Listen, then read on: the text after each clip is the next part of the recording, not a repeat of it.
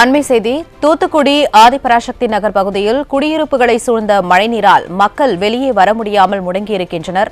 திறனற்ற திமுக ஆட்சியில் மழைநீர் வடிகால் முறையாக அமைக்கப்படாததால் கழிவுநீருடன் மழைநீரும் கலந்து வருவதால் மாநகராட்சி நிர்வாகம் அலட்சியம் காட்டாமல் உடனடியாக நடவடிக்கை எடுக்க வேண்டும் என அப்பகுதி மக்கள் கோரிக்கை விடுத்துள்ளனர். இதுகுறித்த கூடுதல் விவரங்களை செய்தியாளர் சிதம்பரம் வழங்க கேட்கலாம்.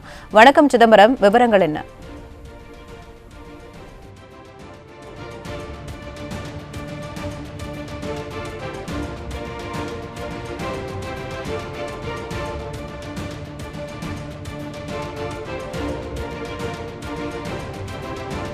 தூத்துக்குடி மாவட்டம் ஆதிபராசக்தி நகர் பகுதியில் குடியிருப்புகளை சூழ்ந்த மழைநீரால் மக்கள் வெளியே வர முடியாமல் முடங்கியிருக்கின்றனர்.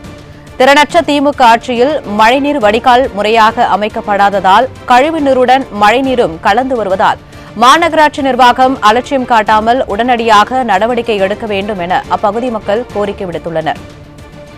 இதுகுறித்த கூடுதல் விவரங்களை செய்தியாளர் சிதம்பரம் வழங்க கேட்கலாம். வணக்கம் சிதம்பரம், விவரம் என்ன?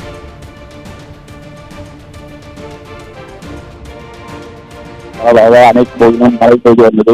தாழ்வான பகுதியினர் தூத்துக்குடியில் பல்வேறு மழைநீர் மற்றும் வாங்க ஆய்வு எச்சரிக்கை வச்சிருக்கிறோம்.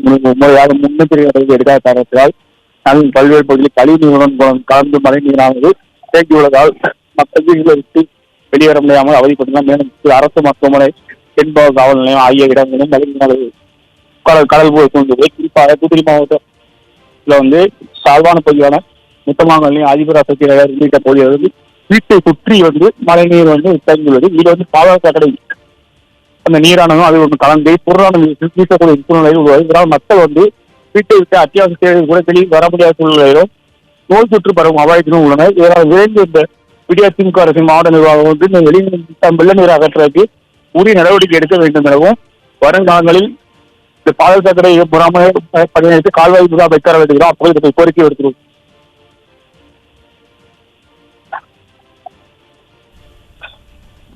விவரங்களை வழங்கியமைக்க நன்றி சிதம்பரம்.